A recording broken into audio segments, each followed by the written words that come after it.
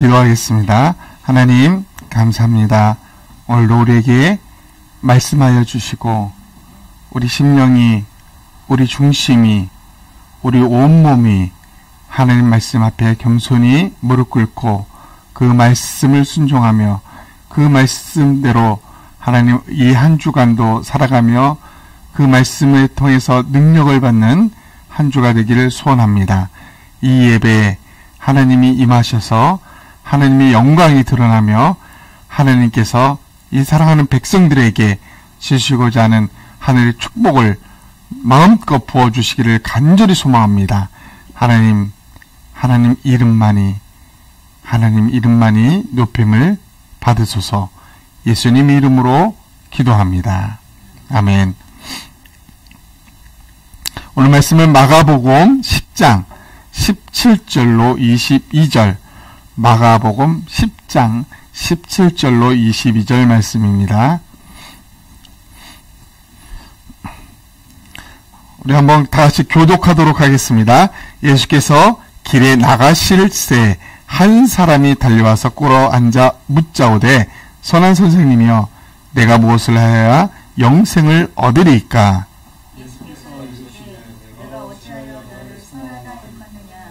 하나님 한 분 외에는 선한 이가 없느냐? 내가 계명을 안 하니 살인하지 말라, 간음하지 말라, 도둑질하지 말라, 거짓 증언하지 말라, 속여 빼앗지 말라, 내 부모를 공경하라 하였느니라. 그가 여짜오되, 선생님이여, 이것은 내가 어려서부터 다 지켰나이다. 예수께서 그를 보시고 사랑하사 이르시되, 내게 아직도 한 가지 부족한 것이 있으니 가서 내게 있는 것을 다 팔아 가난한 자들에게 주라. 그리하면 하늘에서 보화가 내게 있으리라. 그리고 와서 나를 따르라 하시니, 이 말씀으로 인하여 슬픈 기색을 띠고 근심하며 가니라. 아멘. 한 가지 생각하면서 말씀을 살펴보고자 합니다.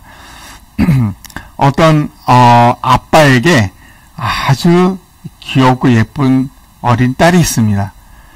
너무나 사랑스럽고 귀여운 딸이, 아빠가 퇴근해서 딱 들어오면 문 열자마자 제일 먼저 다가와서 안기는 사람이 이 딸이었어요. 그래서 아빠는 이 딸이 너무나 사랑스럽고 귀여워서 그 딸에게 며칠 후부터는 그 사랑의 표현으로 아이스크림을 사주기 시작했습니다. 몰래 숨겼다가 아빠가 아빠 사랑해요 하면서 다가온 딸을 안아주면서 아빠가 선물 줄게 하면서 아이스크림 하나씩 줬는데, 어느 순간인가 이 딸이 제일 먼저 다가와서 아빠 사랑해요 라는 말 대신 아빠 아이스크림 달라는 거죠. 그러다가 점점 심해져서 이번에는 아빠가 아닌 사람들에게 아이스크림 사달라고, 아이스크림 달라고, 이렇게 땡깡 부리는 그런 딸이 되어버렸습니다. 여러분, 아빠에게서 가장 소중한 존재는 누구입니까? 여기서 딸이고, 그러면 딸에게 있어서 중요한 소중한 존재는 또 누구입니까?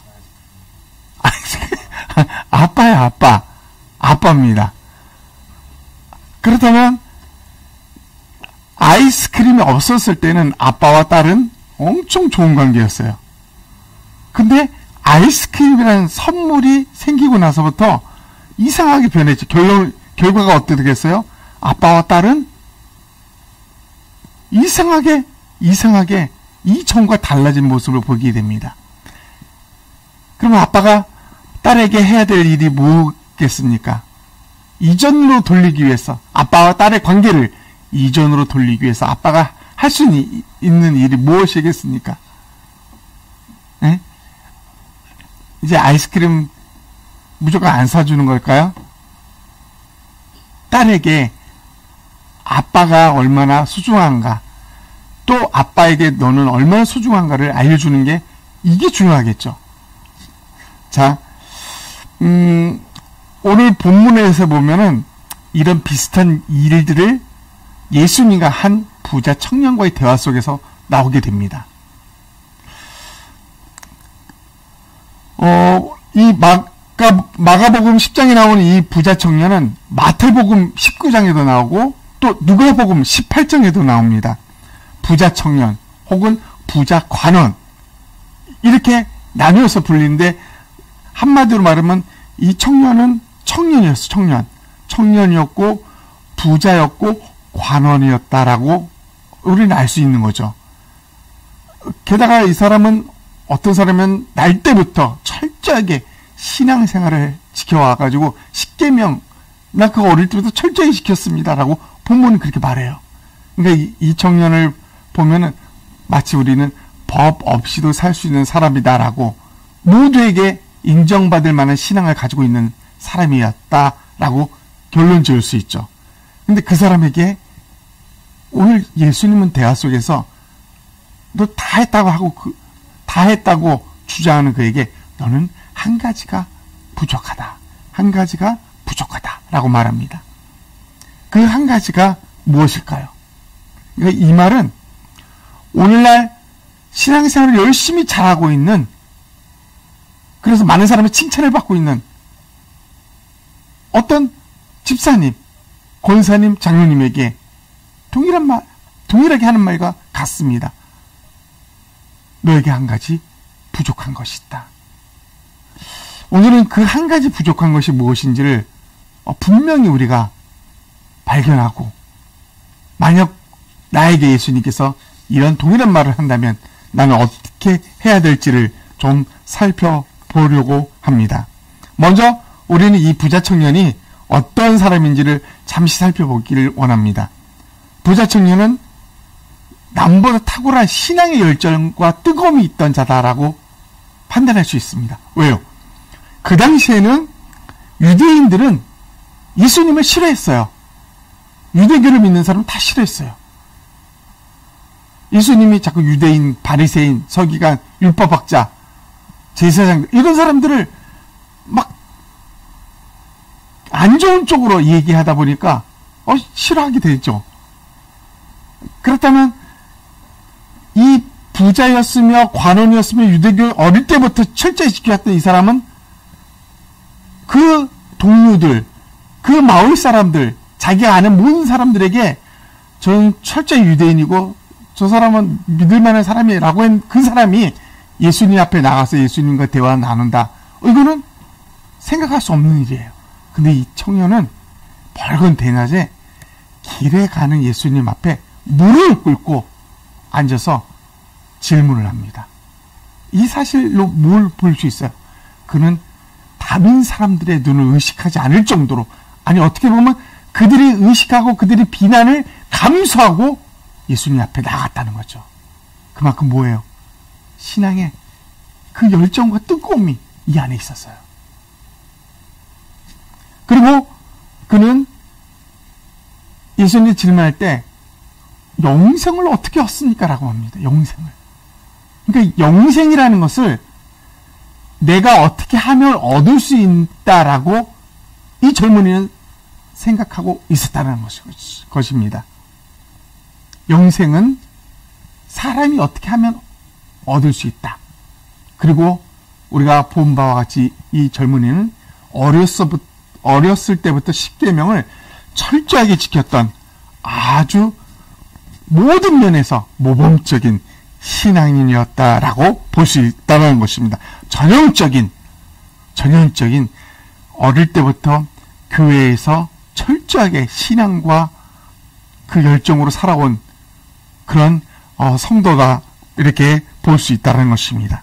이제 예수님은 그에게 대답을 하면서 대화를 나누면서 그가 무엇이 잘못되었는지, 또 그에게 있어서 오류가 무엇인지를 이제 알려주기를 원하십니다. 18절에 예수님은 그에게 대답을 합니다. 선한 선생님, 영생을 어떻게 얻죠? 그러니까 예수님이 대답하기를, 하나님 한 분 외에는 선한 자가 없다. 선한 이가 없다라고 말합니다. 하나님 한 분 외에는 선한 이가 없어. 네가 나를 선하다고 하는데 하나님 한 분 외에는 선한 이가 없어 라고 말합니다. 우리가 세상적으로 볼 때, 도덕적으로 볼 때 선한 사람이 많이 있어요. 우리가 존경할 만한 위인들 다 선해 보입니다. 그런데 성경은 너무나 분명하게 우리에게 말합니다. 하나님 한 분 외에는 선한 이가 없다라고 예수님이 친히 말씀하고 있다는 것입니다. 이렇게 많은 선한 사람이 있는데 왜 예수님은 이런 말씀을 하셨을까? 이것으로 우리가 알 수 있는 것이 무엇일까요? 하나님 외에는 선한 자가 없다면 하나님을 통하지 않고서는 선한 일을 행할 수 없다라는 것입니다. 하나님으로 말미암지 않고는 선한 일을 행할 수 있는 자는 이 땅에 없다라는 것이죠. 그게 핵심이죠. 그래서 우리는 이 하나님, 선하신 하나님, 그분이 이 땅에 오신 그분, 예수님을 통하지 않고서는 결코 이 땅에서 선한 일을 행할 수도 지킬 수도 없는 자입니다. 그 예수 그리스도를 우리 마음에 품지 않고서는 우리는 제대로 된 신앙생활을, 제대로 된 선을 행할 수 없는 자라는 것을 우리는 알아야 된다는 것입니다. 결국 예수 그리스도 그분을 통해서만이 선을 행할 수 있는 것이 바로 인간이다 라고 말하는 거죠. 이제 예수님께서 그에게 그가 잘못 알고 있는 또 한 가지 오류를 말씀하기 시작하십니다. 19절에 예수님은 그에게 십계명, 계명을 잘 지키라고 이렇게 말합니다. 내가 어떻게 영생을 얻을까 했더니 십계명, 예수를 사랑하고 십계명 여러 가지 계명을 얘기하면서 이거 해봐, 이걸 지켜 라고 합니다. 여러분, 예수님께서 십계명을 그 부자청년에게 지키라고 말했을 때 예수님이 정말 이걸 지키면 너 영생을 얻을 수 있어 라는 의도일까요? 야, 잘 지켜. 너는 지금까지 열심히 했구나. 그러면 이 십계명 지켜. 그러면 너 영생을 얻을 수 있어 라는 의도로 그렇게 했을까요? 실제로 20절에 보니까 부자청년 뭐라 그래요? 나는 어렸을 때부터 다 지켰습니다 라고 자신 있어 합니다. 철저하게 지켰다라는 것이죠.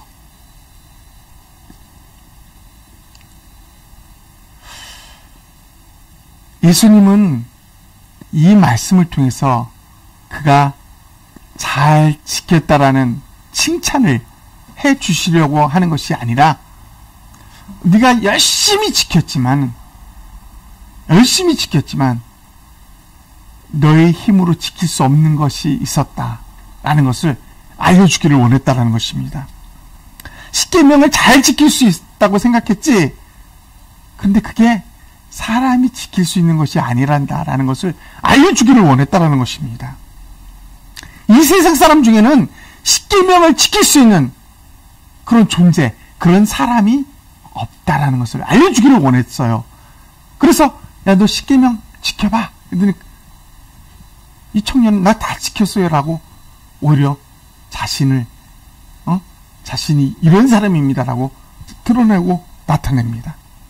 그래서 예수님은 그가 근본적으로 무엇이 잘못되었는지, 그가 근본적으로 어디가 오류가 있는지, 신앙의 어느 부분이 잘못되었는지를 이제 말씀해 주기 시작합니다. 그것이 무엇입니까? 21절의 말씀입니다. 이르시되 내게 아직도 한 가지 부족한 것이 있으니 가서 내게 있는 것을 다 팔아 가난한 사람들에게 주라. 그리고 와서 나를 따르라. 이렇게 말합니다. 여러분, 왜 갑자기 재물 이야기가 태어나서 재물 이야기가 갑자기 부자 청년과 대화 속에서 나 다 잘 지켰어요 라고 하는 부자 청년에게 왜 재물 이야기를 했을까요? 예수님은 부자 청년이 조금도 나는 부족하지 않고 난 내 힘으로 다 할 수 있습니다라는 고백만 할 뿐 자기가 부족하다는 얘기, 내가 할 수 없다라는 얘기를 한 번도 하지 않아요. 그래서 부자 청년에게 말합니다. 그 마음을 중심을 하시는 주님께서 그가 재물을 얼마나 사랑하고 있는지를 알고 계신 그 예수님께서 말합니다. 그가 할 수 없는 일, 그가 도저히 자기 힘으로 할 수 없는 일, 그 한 가지를 그에게 말합니다. 그래? 근데 너 한 가지 부족해. 그러면 너 재물 그거를 다 팔아서 가난한 사람에게 나눠줘봐. 그리고 나를 따라봐. 부자 청년은 고민하기 시작합니다. 내가 내 힘으로는 지금까지 다 뭐든지 다 할 수 있었다고 자부했던 내가 이 재물만큼은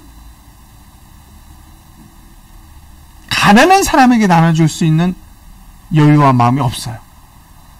재물을 너무 좋아하기 때문에 내가 이렇게 본 걸 왜 가난한 자에게 줘? 이 생각이 먼저 떠오르는 거죠. 예수님은 그에게 무엇을 말한 걸까요? 예수님이요. 자식이나 미사하는 난 뭐든지 다 해왔습니다. 어릴 때부터 해왔습니다. 라고 스스로 만족해하는 그에게 주님은 무엇을 요구한 걸까요? 네가 할 수 없다. 네가 할 수 없는 것이 있다. 라는 것을 알려주기를 원했어요. 자, 봐. 재물. 이 재물조차도 네가 네 마음대로 할 수 없지. 이것을 주님은 그에게 알려주기를 원하는 것이죠. 10가지를 중에 9가지를 다 지켰기 때문에, 그리고 한 가지만 못 지켰기 때문에 너 이거 한 가지 이거 못 지켰어 너, 이렇게 말하는 것이 아니었습니다. 주님은 그에게 그가 할 수 없는 일, 너의 힘으로 할 수 없는 그것, 너의 힘으로는 십계명도 신앙생활도 제대로 할 수 없다. 그래서 이 한 가지를 너는 구해야 된다. 이 한 가지가 부족한데 이 한 가지를 구해야 돼. 라고 하나님은, 예수님은 그에게 말하고 있다라는 것입니다. 아멘. 결국 부자 청년은 어떻게 되었습니까? 부자 청년이요.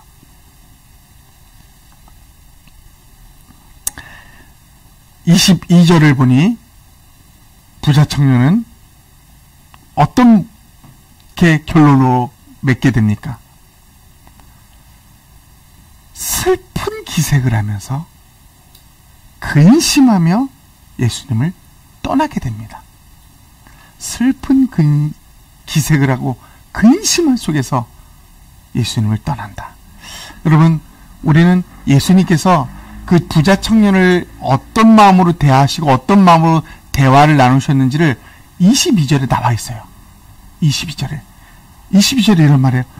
그를 보시고 사랑하사. 이게 기본적인 예수님이 그 부자 청년을 향한 마음이었어요. 그리고 그 부자 청년에게 뭐라 그랬어요? 와서 나를 쫓으라. 말미에 그렇게 말했죠. 와서 나를 쫓으라. 예수님은 그가 떠나기를 원치 않았어요. 그가 나에게 와서 나와 함께 있기를 원했어요. 그를 사랑하시고 나와 함께 있기를 원하신, 그게 기본적인 예수님의 마음이었습니다. 그럼에도 불구하고 부자 청년은 슬픈 기색을 하면서 근심 속에서 예수님을 떠납니다. 우리는 부자 청년이 예수님을 떠난 그 근본 이유가 무엇인지를 알아야 할 것입니다. 예수님을 떠난 그 근본적인 이유, 표면적인 보이는 그 이유가 아닌 진실로 부자 청년이 예수님을 떠난 그 근본적인 기초적인 그것은 무엇일까요? 여러분, 부자 청년은 재물을 너무 사랑했기 때문에, 그 재물 때문에 예수님을 떠난 걸까요? 그건 표면입니다. 표면. 그 중심은 그게 아니었다라는 것입니다.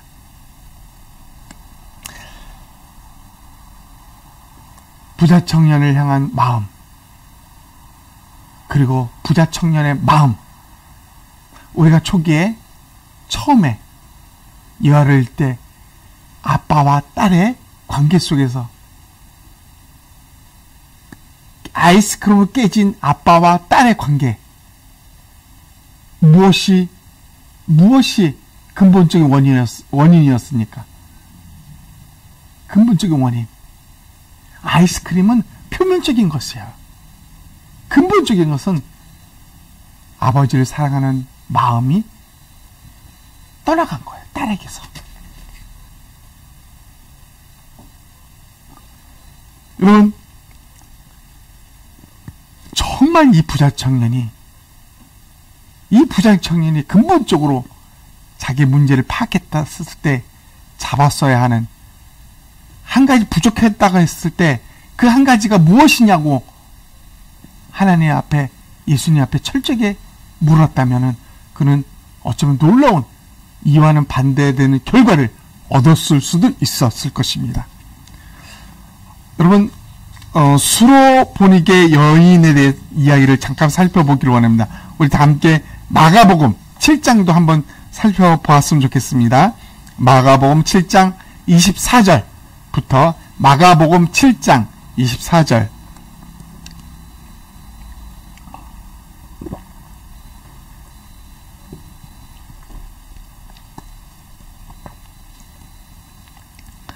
마가복음 7장 24절부터 30절까지 우리 합독하도록 하겠습니다.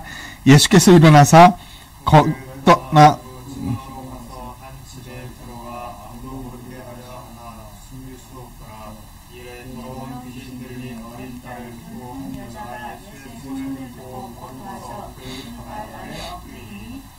여자는 헬라인이요 수로보니게 족속이라. 자기 딸에게서 귀신을 쫓아내주시기를 간구하거늘 예수께서 이르시되 자녀로 먼저 배불리 먹게 할지니 자녀의 떡을 취하여 그들에게 던지니 마땅치 아니하니라. 여자가 대답하여 이르되 주여 올소이다. 나는 상 아래를 그래도 아이들이 먹던 부스러기를 먹나이다. 예수께서 이르시되 이 말을 하였으니 돌아가라. 귀신이 내 딸에서 나가느니라 하시매 여자가 집에 돌아와 본즉 아이가 침상에 누웠고 귀신이 나갔더라. 아멘. 자, 이 수로보니게 여인과 부자 청년을 좀 비교하면서 핵심적인 것을 좀 파악했으면 좋겠습니다. 여러분, 두 사람 다 어떤 상황이었어요? 간절함으로 예수님 앞에 나왔다라는 것입니다. 예수님 부른 것도 아닌데 그들이 간절함으로 예수님 앞에 나왔어요. 그리고 두 번째는 그들 두 명 동일하게 앞이 캄캄할 정도로 높은 산과 같은 문제에 직면하게 되었다라는 것입니다. 어떤 문제요? 부자 청년은 재물을 팔아 가난한 사람에게 나눠줘라. 이게 부자 청년에게 가장 큰 문제였습니다. 여인에게는요. 여인에게 봤더니 예수님 무슨 말을 해요? 내 자녀에게 먹일 떡을 개에게 주는 것은 있을 수 없다 라고 말하고 있습니다. 이 말을 들은 수로보니게 여인의 마음은 어땠을까요? 깜깜했겠죠.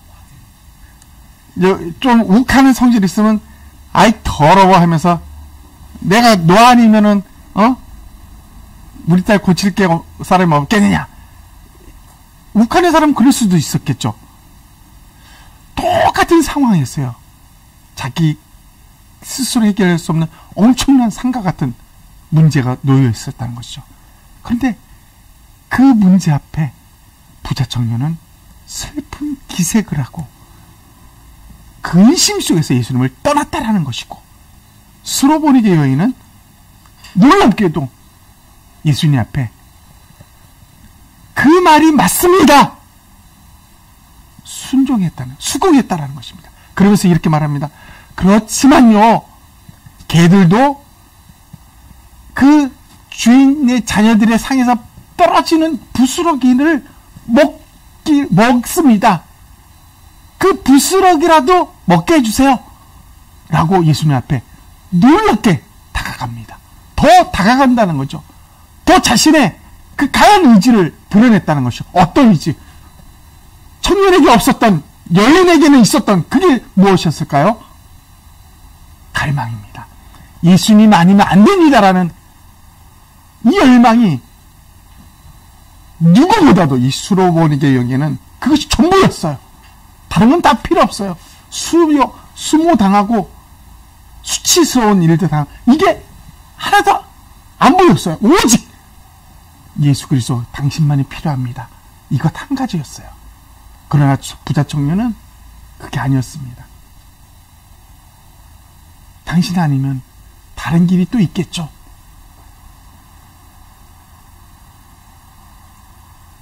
이 순간에 내가 더 좋아하는 것은 재물입니다. 예수 그리스도 그분만이 절대적으로 필요합니다라는 마음이 없었다라는 것이죠. 이게 큰 차이였어요.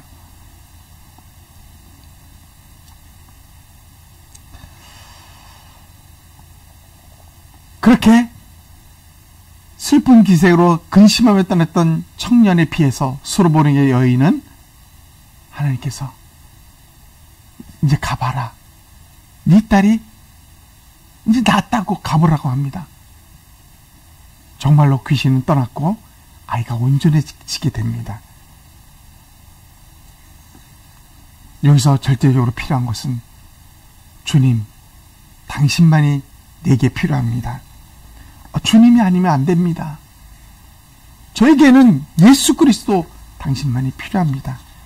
이 한 가지가 절대적으로 두 사람의 그 결과를 가르게 했다라는 것입니다. 여러분, 오늘 본문에서 주님께서 부자 청년을 향한 마음, 그 마음이 무엇인지를 제대로 찾는다면 우리는 오늘날 이 땅에 살아가면서 신앙생활을 해나가면서 하나님의 마음, 정말 간절히 우리를 향한 하나님의 마음이 무엇인지를 알 수 있게 된다는 것입니다. 주님은 부자 청년에게, 야, 너 부자구나. 너 재물 많지? 너 재물 많으면 결코 나와 같이 할 수 없어. 재물 많으면 마치 낙타가 바늘길을 통과해서 천국 가는 것처럼 어려워. 그 힘들어. 그러니까 너는 그냥 가는 게 좋아. 이게 주님의 마음이었어요? 아니었어요.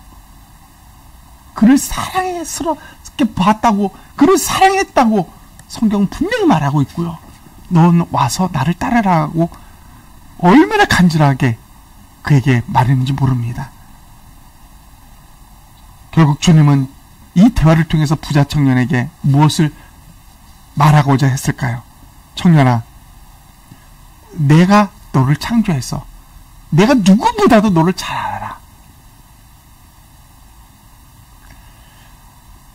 네 힘으로 십계명을 지키고 어릴 때부터 신앙생활을 철저히 해와서 다 지켰다고 생각하지만은 봐, 재물 그 하나조차도 너 힘으로 할 수 없잖아.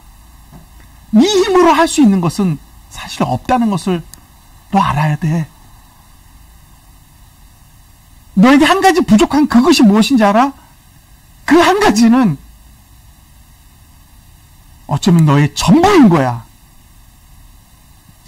그 한 가지는 다른 어떤 열심과 열정과 노력과 너의 능력이 아니라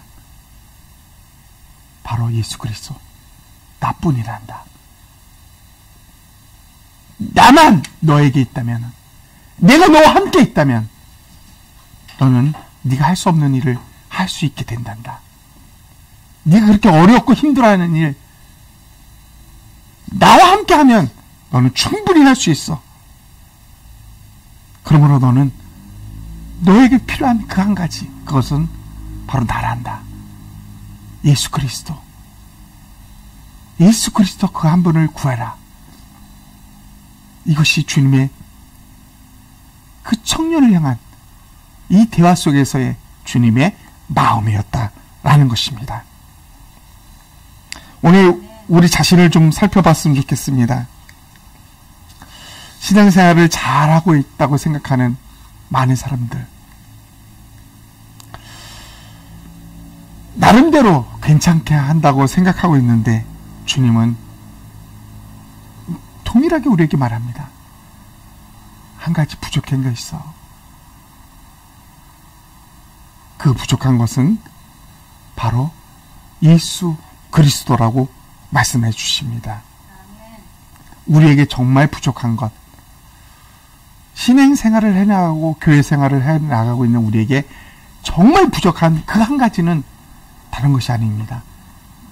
내가 지혜가 없는 것, 내가 좀 약한 것, 내 열심이 조금 없는 것, 봉사 조금 못하는 것, 이거 아닙니다. 예수 그리스도, 그분을 구하고자 하는 갈망, 수로보니게 여인처럼 그분 아니면 안 됩니다라고 목숨을 거는 그것이 없다라는 것입니다. 그것을 구하라는 것입니다.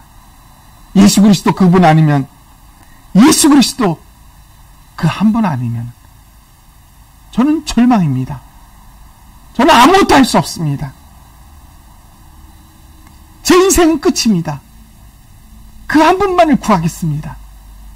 예수 그리스도 그분만을 구하며 그분을 통해서 내 인생을 살겠습니다. 이런 간절함, 이 간절함, 이것이 없는 것에 대해서 주님은 오늘도 우리에게 말씀합니다. 너에게 부족한 것이 한 가지 있다. 그렇게 동일하게 말씀하고 계신 것입니다. 말씀을 마무리합니다. 주님은 말씀하십니다.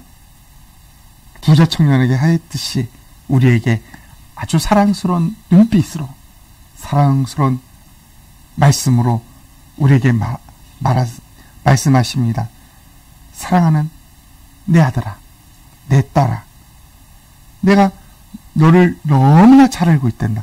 조금 부족해도, 조금 약해도 크게 문제가 되지 않는다.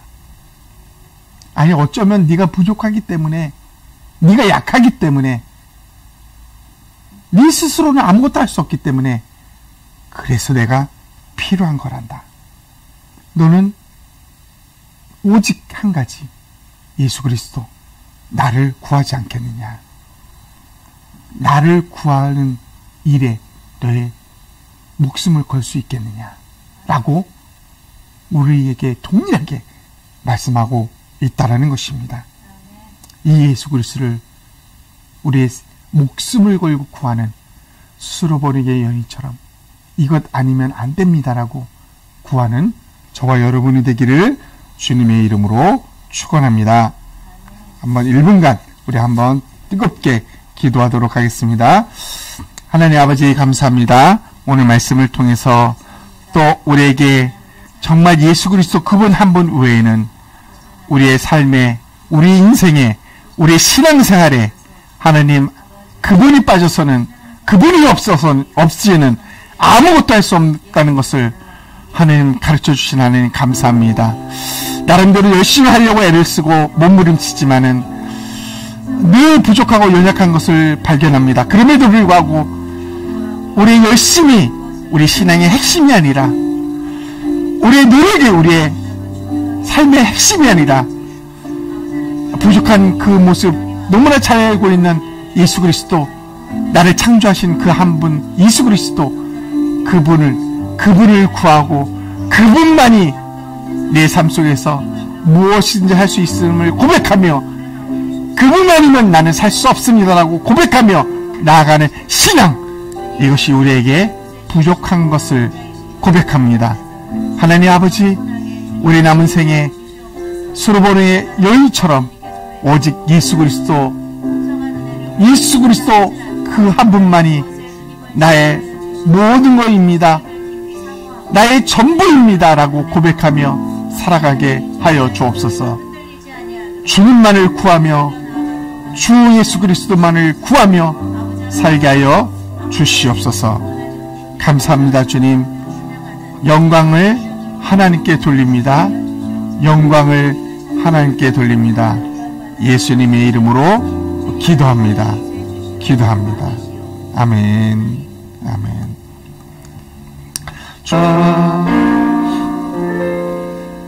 지금은 우리 주 예수 그리스도의 은혜와 하나님의 크신 사랑과 성령님의 교제 교통하심이 오늘 말씀대로 오직 한 가지 예수 그리스도만을 구하며 예수 그리스도를 갈망하며 예수 그리스도만이 나의 전부입니다라고 고백하는 이 백성들 머리 위에 지금부터 영원토록 함께 있을지어다. 아멘. 아멘. 아멘.